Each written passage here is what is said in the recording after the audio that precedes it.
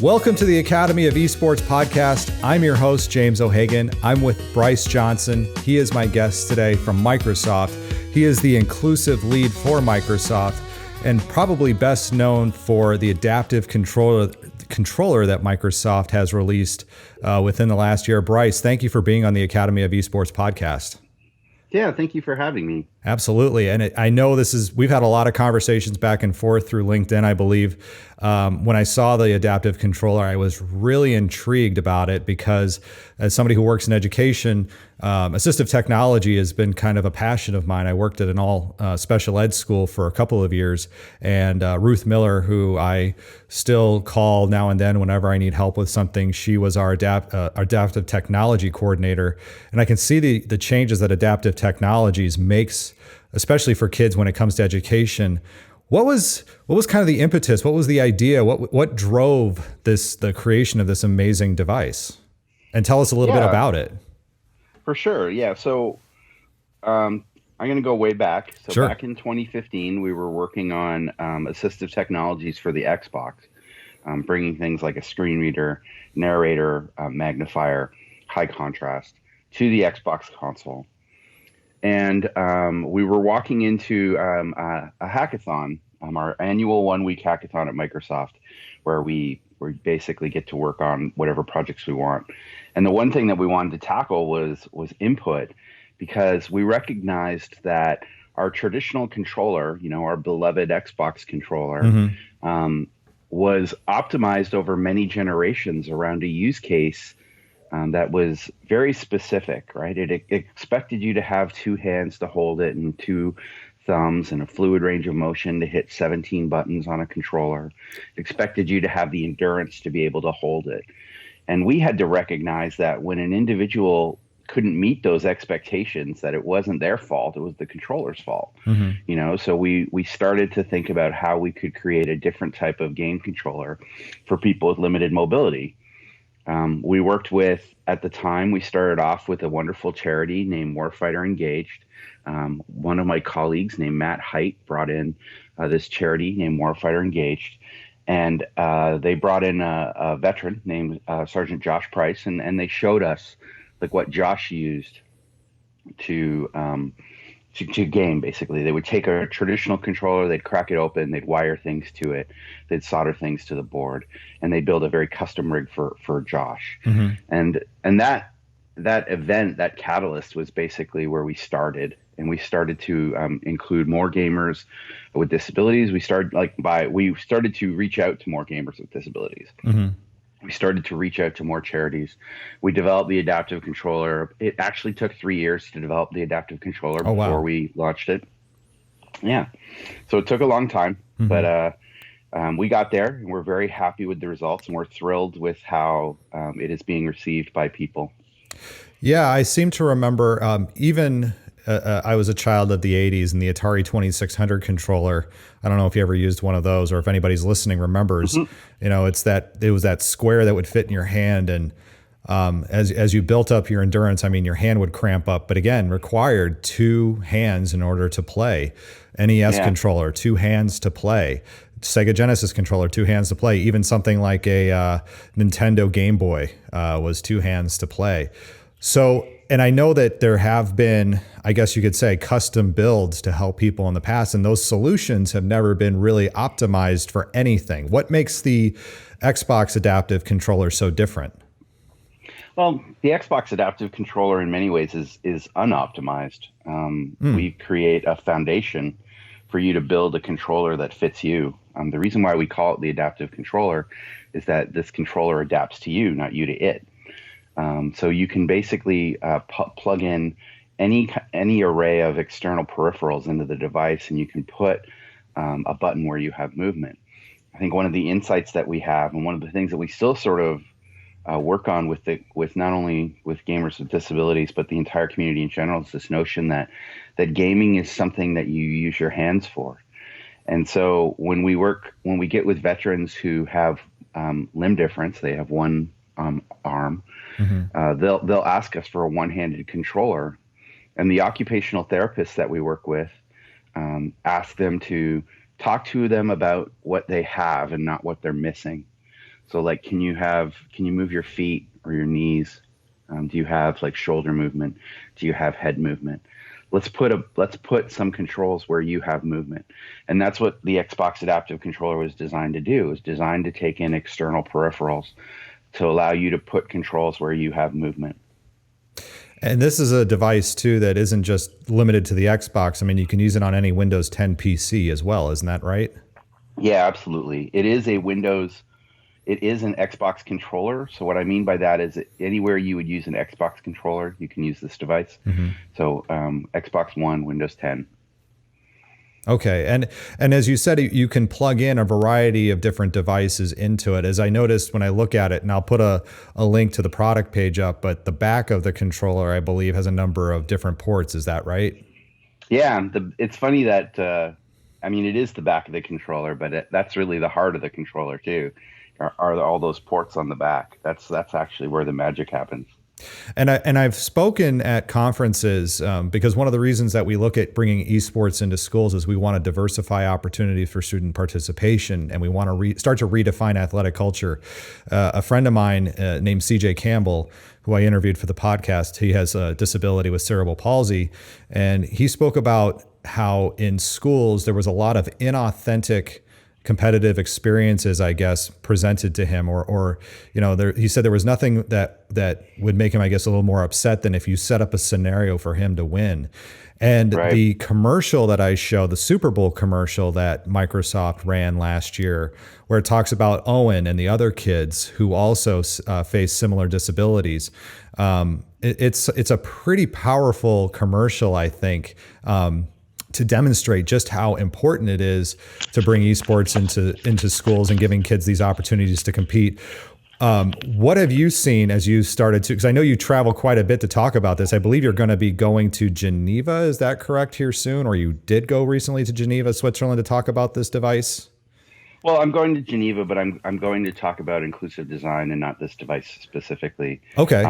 I work on inclusive design and accessibility for Microsoft hardware for our devices, and so yeah, we're gonna talk about more of the process than the product.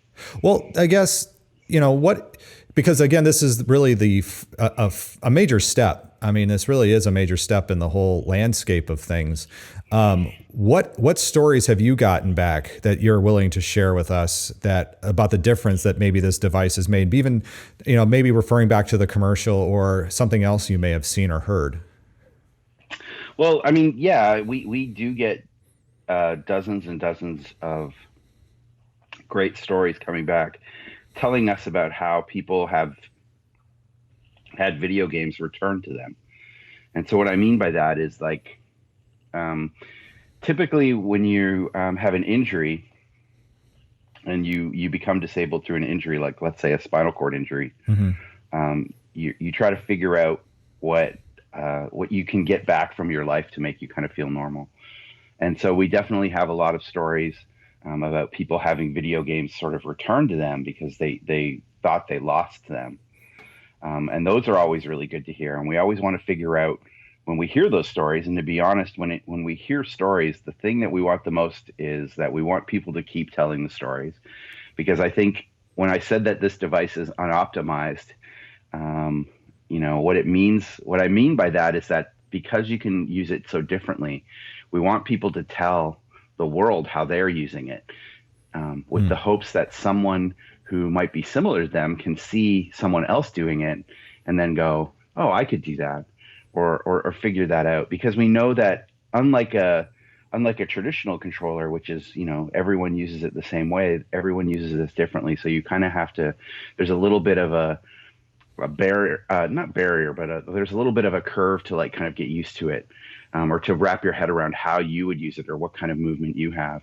And we're working with not only individuals, but we're trying to like engage with occupational and recreational therapy communities, to kind of just give people like this idea that, hey, maybe gaming is for you. I think what's really interesting for us as we kind of move through these therapy spaces is that a lot of those therapists look at gaming as a way to treat a patient, a way to motivate, which is amazing. That's amazing work.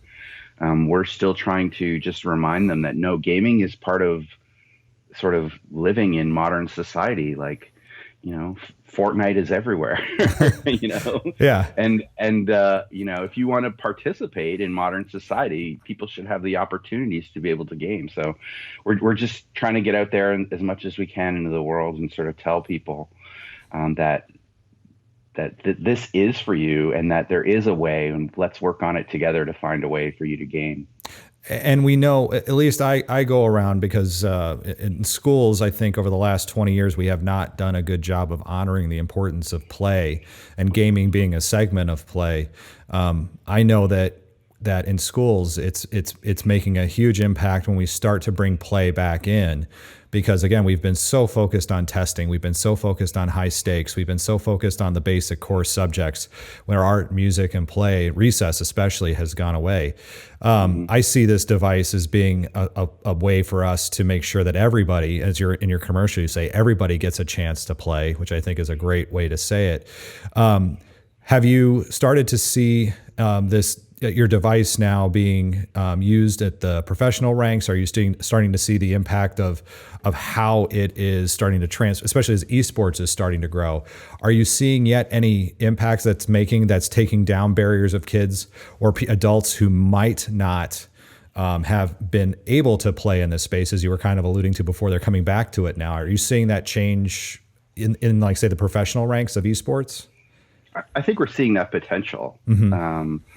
And I'm not sure if I can see the ranks yet, but I think, really early on, it might have even been talking to you, this idea of like, what is sport and how does sport proliferate? Mm-hmm. When we talk about traditional sports, like, you can go around and you can go outside and toss a ball around. Sure. No account required, and, but like when we're talking about esports, the entire sport is basically on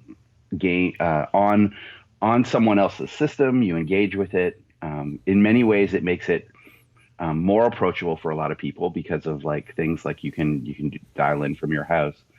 But we need to make sure that playing field's leveled. Like I think when we talk about esports a lot, everyone's talking about the big leagues, and no one's talking about the little leagues. And that, the schools in my world. Right.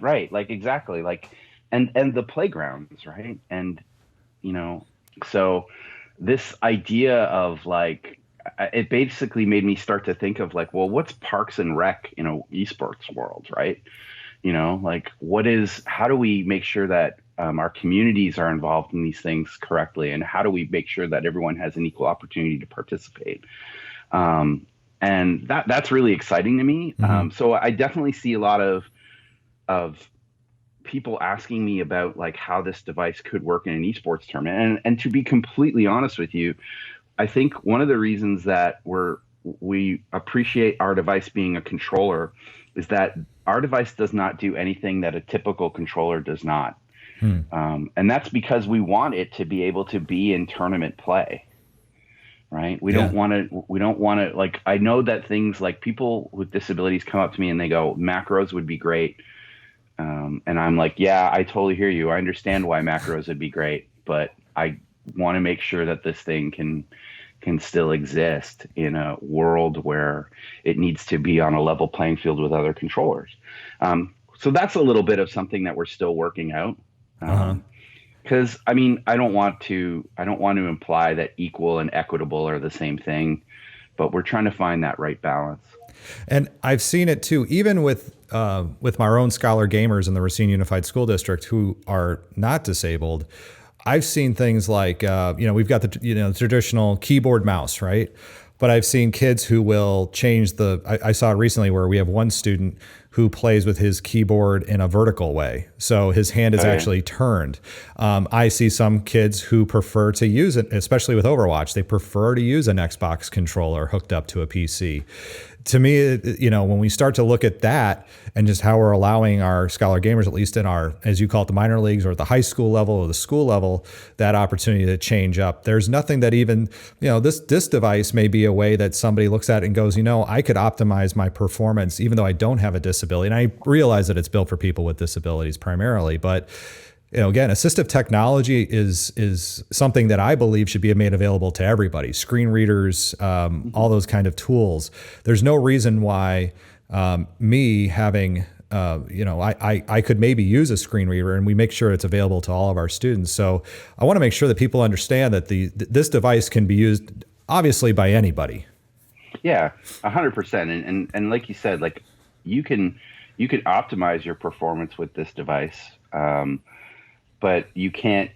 There isn't a technology way that gives you a competitive advantage. Correct. That's I think what I was going for. Yeah. Yeah, and that's that's us trying to achieve that balance, and stuff that we work for, and that's very important to us. And I remember, and this is an important part of the message too. I remember when I worked at the Cove School in Northbrook, and I taught. It's a school. It's a wonderful place. Approximately 170 students, all with special needs, all with IEPs, and I remember teaching the class where we had kids who probably had intellectual levels anywhere from 5 years old up to age level, right? So it was a high school class, so up to 18, 19 years old. Really going along the lines of universal design for learning, giving us multiple means of expression, so allowing kids to demonstrate their knowledge in totally unique ways using technology, but also reminding the kids too, as we were moving, this was about 10 years ago, and as we were moving into a more online age, explain to them that these assistive technology tools are going to be a huge equalizer, especially in an information society where your disability, you may never make contact with somebody. As Bryce, you and I have never met. I'm not even looking at you right now as we do this interview. I would have no idea if you are or are not using an adaptive controller or any kind of technology device, adaptive technology device.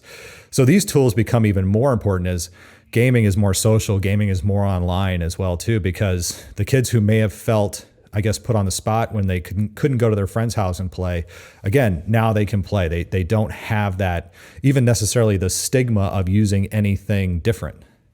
Well, and you touch on something that for us is really vital to what we're doing, and it's really important, is that a lot of times people with with more severe limited mobility or disabilities don't have the agency to be able to go out into the world and kind of do what they want on their own, right? They need assistance. They need people with them. When we see these folks basically get into online worlds, they have the ability to make choices in a way that they don't necessarily have in their real lives.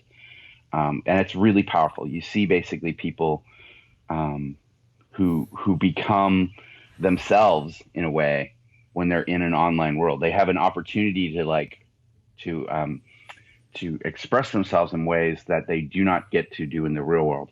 And when it comes to that expression of their identity in a gaming world, they can be whoever they want. We want people to express themselves however they want. And sometimes that means like us making sure that our avatars on Xbox Live have wheelchairs so that you can express yourself accurately, wheelchairs or canes or prosthetics.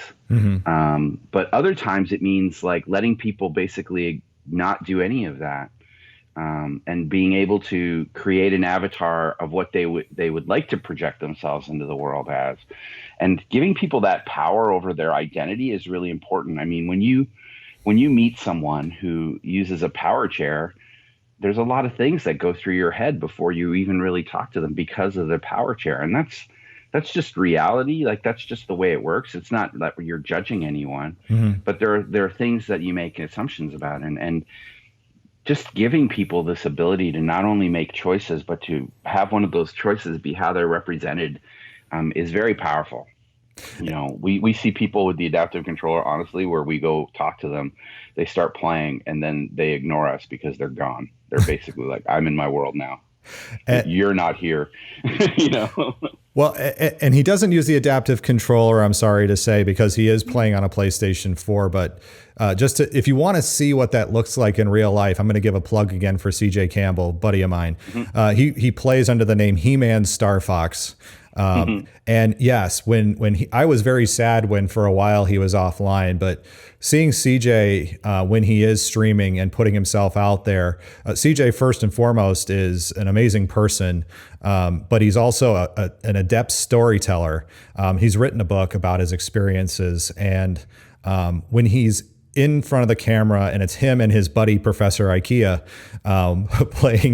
playing, it is just it's absolute joy. It just brings absolute joy to your face. And you're right. He is able to set up the world as he wants it to be. He's able to express himself as he wants. And yeah, his disability kind of goes away while he's playing, at least in the sense of what you would not realize it, I guess. Yeah. I mean, we want to give people like options, right? Everyone should have options on how they want to express themselves and the choices that they want to make. That's what we're trying to do. And Bryce, it's fascinating to me as I looked up your history. What was your path to get to where you are? What's made you look at this and go, inclusive designer? Yes, this is where I want to be. What was your path that brought you to that? I don't know. I mean, I've always been really interested in accessibility. It's funny.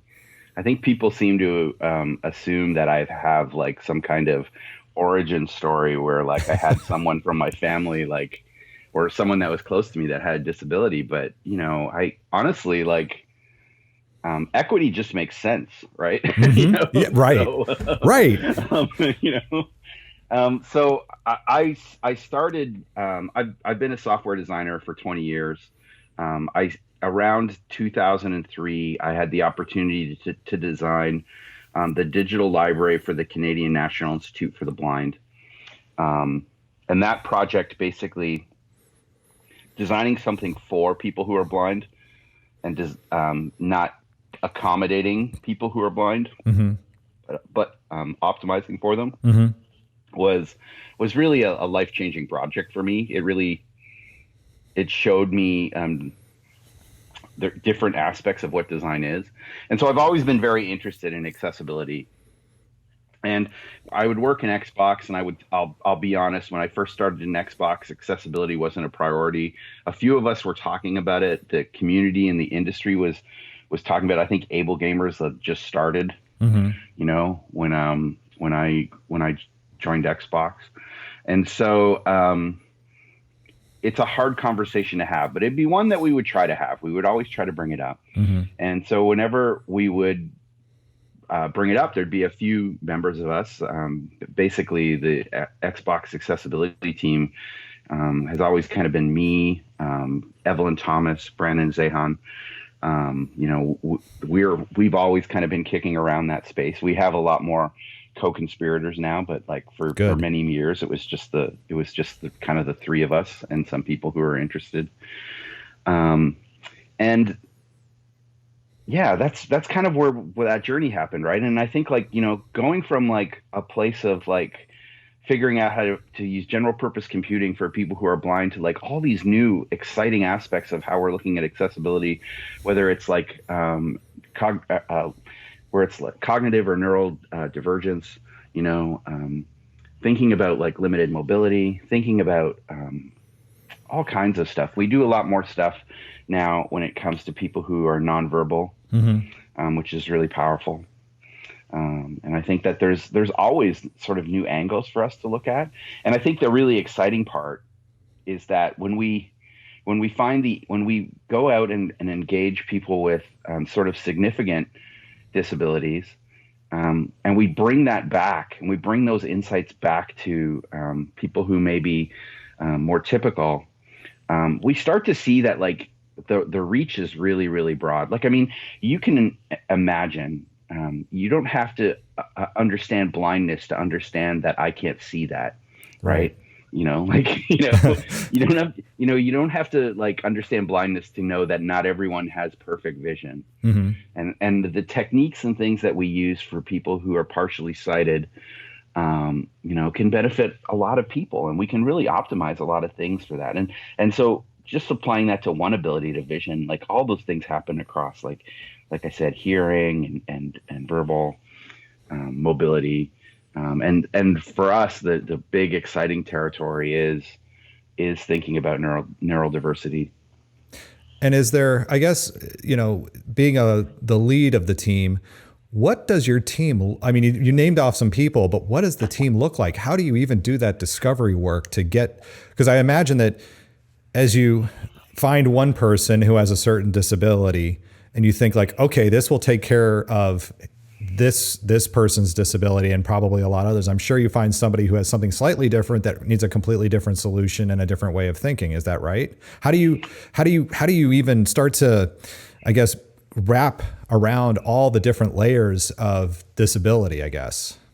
Yeah, no, it's tricky. I will tell you that I think what's interesting about what you're saying is, I think you're giving this impression that I lead a huge team of people, and the one thing is, at Microsoft, everything is about influence and not so much authority, if that makes sense. Okay. So what I mean by that is I actually, my main focus is I'm the inclusive lead for Microsoft devices, so hardware. I'm the hardware accessibility guy, and I have a team of a couple people. We go around and we talk to our teams, but I engage in this bigger community within Microsoft. I have peers in Windows, I have peers in Xbox gaming, I have peers in Office, and I have peers in Azure, and I have peers in Cortana and Bing and all those places. And we all basically try to find ways that we can collaborate and sort of build on each other's work. That's where it's really powerful. Like one of the things that which is really powerful that I actually had absolutely nothing to do with, is the fact that we have a system in OneNote that we started for education, called Immersive Reader. It's a product that we have optimized reading experiences for children who are dyslexic. We also cover dyscalculia. We also cover, we cover dyslexia, dyscalculia, those types of learning disabilities. We're trying to make sure that our Office products and our web products and everything that we do can give someone a view where it's easier for them to read. There's a lot of tools out there on that. But what's interesting is that team injected Immersive Reader into Minecraft education. So when you open up something that you need to read in Minecraft, you can actually go into Immersive Reader and have a personalized reading experience if you're dyslexic. And those types of collaborations are really kind of what we're all about. I think when the adaptive controller came out, we started to get teachers that asked us about it, and we didn't consider teachers when we were making it, but we sure as heck are now. We're thinking about it. We're thinking about what do people need in class and the motivations behind it. I think one powerful story that I have that I don't quite have a handle on what we're going to do with it yet, but I understand where it came from. Okay. Is hearing about children who are resistant to using the assistive technology that would help them. Oh, yes. Excel in class. Very well aware of that resistance. Yes, please go. Yeah. Because they're afraid of the stigmatizing effects of said technology. Absolutely. Right? They don't want to be othered with their classmates. Right. But we have heard stories of but could I use this Xbox controller to do schoolwork? That's cool. and that's amazing that they think that's cool. And how do I, that's really powerful story for us, and to understand that motivation and to understand that need. But yeah, I got to figure that out. That's a big one for us. I'll have to say that, yes, that is very much real. Even in my experience working in an all special ed school where every child had access to a lot of for example, the Don Johnston products, if you're in school, the snap and reads and things like that. Even if you had an entire class of students, and I would do projects where I'd say we were going to use all these tools, they still were hesitant to do it. But if the Xbox adaptive controller is going to be a device that is going to inspire a child enough, because it is Xbox looking ish, if it's going to inspire a child enough to become comfortable using that adaptive technology, then I'm all for it. Whatever it's going to be that's going to help, again, erase whatever it is or mask whatever their disability may be, and that's going to be the pathway that's going to help them to be successful, then I'm sure we're all for it. And if, like you said, the teacher who, the student who asks to use that device, by all means, please, yes, use that. Yeah. And I mean, I don't want to imply that it's going to be a panacea. No, but I do think that, there are other ways that we can talk about input, beyond mouse and keyboard. How's, I know, again, being as an inclusive lead, and I know your group is more than the adaptive controller. How's voice commands coming? I mean, are you seeing, because I know for a long time, the product that we used a lot was Dragon, I think it was Dragon Read Naturally. And it took a little bit of training. I mean, we had to teach kids how to use it, and then the computer had to be trained to the voice. But I noticed that my Cortana device on my Xbox seems to do pretty well when I give it voice commands. But what's the future looking like as far as just being able to naturally speak to your computer and have actions take place? Are you guys working in any way in that area? Well, we're always looking at ways to kind of do that stuff. And I think you can kind of see a little bit in our products of what we're trying to do.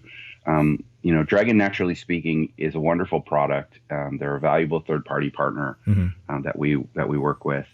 And we want to make sure that those experiences on Windows are there for people to use Dragon. We do have built-in things around dictation. So in every Office product, there's a dictate button, and it basically will let you use Cortana's. Oops, I said Cortana. My device turned on. I understand that. It's funny. It'll let you use our Azure Cognitive Services to do voice recognition. So in many ways, having the power of the cloud has better speech recognition than anything that you can kind of do locally. We all kind of understand that. We're working on that. So there is something that we're looking into, is that, but I would encourage you to look at Dictate. That happens in Office. It's actually really good. You can also do Windows H and basically have Dictate in Windows on any text field. And back to, I guess, the gaming world, obviously the adaptive controller is there. Is there anything else that we should be thinking about as we're working with our students potentially with disabilities, and ways that we can better, I guess, because you talked earlier about when you talked about the library for the blind, you talked about the experience of building for not accommodating or adapting. Yeah. How in our esports or gaming experiences can we build before we have to adapt and accommodate? What's something that maybe a lot of people are potentially missing out or not thinking about that you maybe have seen? Yeah, it's always a balance, and I don't want to say that everything's always going to be perfect. I think when we look at our inclusive design practice and we compare that to a traditional accessibility practice, accessibility often is about finding facilitators so that people can overcome the barriers that they encounter. We try to think in inclusive design about, hey, what if we just didn't design those barriers into our product in the first place, right? A lot of barriers in technology happen when we don't intentionally include people with disabilities in the products that we create. Our biases and our own personal experiences tend to be the major ones, and that's what creates a lot of barriers for folks. So that's the core of our inclusive design practice. But that doesn't mean that overcoming barriers through traditional accessibility is in any way sort of less than. I think we still have a very core practice when it comes to accessibility barriers. There's a lot of them in the world. I'm pretty confident I will always be able to work. I think as we think up new things, we unintentionally kind of exclude people. Right. So there's always an opportunity for us to make sure that we're actively and intentionally being inclusive in the products that we make. Yeah, and as people who, as myself, who doesn't have a disability, I hope at no point, anybody who's listening to this, I minimized anybody's disabilities that they are dealing with on a daily basis. All of this is through the best of intentions. And Bryce, I think listening to the way you speak about this, I hear the passion and the sensitivity that you provide, and the respect that you provide people. I think most importantly, that they are individuals that are not defined by their disabilities, and that, yes, what you're working towards is giving an opportunity, at least in your group, working for an opportunity for everybody to have a chance to play. Yeah, I mean, I think what's interesting, what we talk about a lot is this. I appreciate people who aren't defined by their disabilities. Mm-hmm. I 100% appreciate that, and we're out there to empower all people, but we're also there to listen to people who actually are defined by their disabilities, because there are many people in the community who are defined by, and they actively identify through their disability. It's an important part of their identity. So, I'm the last person in the world that's going to tell someone how they should identify. Mm-hmm. I think what's really interesting is you can see someone who really does identify with their disability, and it's a core part of them, and they think about how they live their life through that, and they think about the barriers that they encounter, and they urge basically society to help them overcome these barriers or to eliminate these barriers. Mm-hmm. But then you always kind of also see, like, I started with the adaptive controller working with veterans, and I will say that there is this predominant sort of idea in the military community of adapt and overcome, mm-hmm. right? Yeah. And so that also obviously completely needs to be honored, right? Like this idea that for some people, yeah, it is about overcoming, but that just doesn't mean it's for everybody. Right. Well, Bryce, do you have any parting thoughts for us? Again, the adaptive controller, it's been out for a few years now. It's been I loved and championed, and rightfully so. But do you have anything to add before we conclude the interview? Yeah, I hope that people continue to experiment with the adaptive controller. For us, this is a journey. I think, we've learned a lot. It's actually only been out 14 months, but I hear you. It feels like it should have been here. I mean, to me, it feels like it should have been here longer. I mean, it just right. Seems like a kind of like a, of course thing, but it's really not. But it's,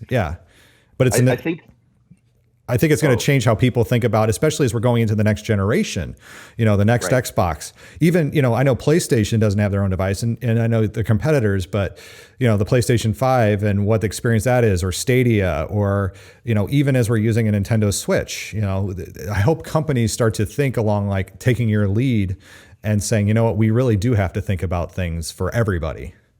Yeah. And I think we've been encouraged by the fact that people still want to have this conversation, and we know it's going to take time. I think the one thing that we learned when it came out was just actually how long this journey is going to be. I guess we all kind of sort of hoped that when the device came out that we all dreamed of this, like, oh, we solved it, but then we haven't really, we knew that we weren't going to solve everything, but mm-hmm. like this idea of what is adaptive input and what is adaptive gaming is actually a lot bigger than I think any of us even imagined. And that always happens. You put something out in the world and there's lots of things you can't anticipate. Mm-hmm. So you learn and you adapt and you figure out how, where to go next. Bryce Johnson, Microsoft lead designer for inclusion. Thank you so much for being on the Academy of Esports podcast. Thank you. Thanks for inviting me. That will do it for this week on the Academy of Esports. I've been your host, James O'Hagan. Esports are organized competitive video games allowing schools to redefine their athletic culture, diversify opportunities for student participation, promote good physical and mental health, increase collegiate scholarship pathways, and play games. We can never forget the importance of play. The mission of the Academy of Esports is to support these ideals. The vision of the Academy of Esports is for all students to experience the fun and joy of playing competitive video games. You may follow me on Twitter at Jim O'Hagan. That's at JIMOHAGAN, and through the Academy of Esports account at TAO Esports. It's a great way to get the latest blog posts, podcast episodes, and news coming out of esports and education. And remember, you can continue your engagement by going to www.taoesports.com. You can also connect through Facebook at www.facebook.com/TAOesports. Thanks again for listening, and I look forward to our time again next week.